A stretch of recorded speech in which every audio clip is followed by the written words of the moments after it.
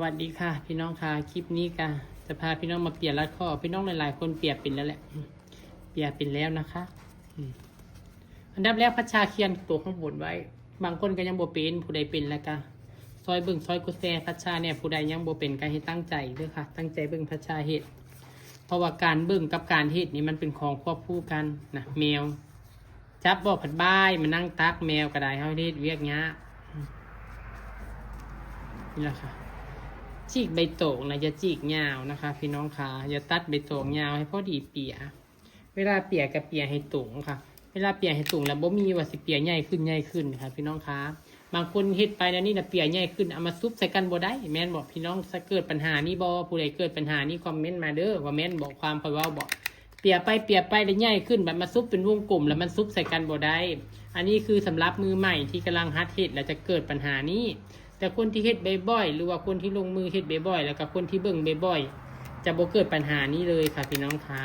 เนาะก็เปียกไปเรื่อยๆแนวนี้แหละค่ะค่อยๆเปียกไปนี่รัดข้อนี่จะให้งามนี่เบิ่งอย่างเดียวบ่ได้ต้องลงมือเฮ็ดค่ะพี่น้องคะ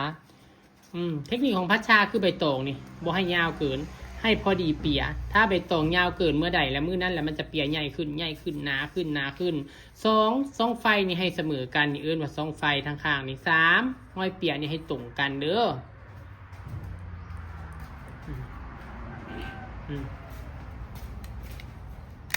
นี่ค่ะ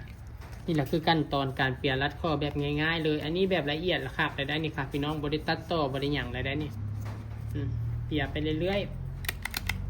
พัชชาน่ะเป็นคนที่แบบว่าอยากให้มันแน่นเปียไปพร้อมกับเย็บไปพร้อมบางคนเขาเปีย3 อัน 4 อันแล้วจังเย็บอันนึงเพื่อนึงก็ได้คือการบ่ผิดบ่ถูกค่ะแล้วแต่เทคนิคของบุคคล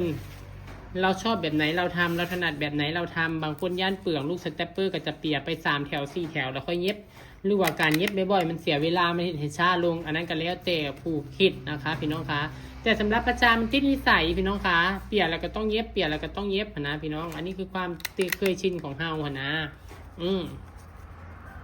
พวกใหญ่ๆเยอะๆนี่ฮะออกให้เบิร์ดได้ค่ะใบตองนี่ก็ให้เศษผมไม่มีตะขี้ฝุ่นนะนี่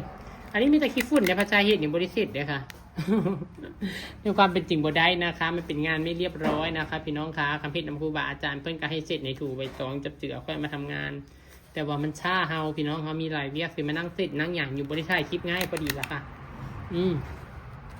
อันนี้ก็คือจะเป็นไข่ฟังเสียงพัชชาในกว่านี้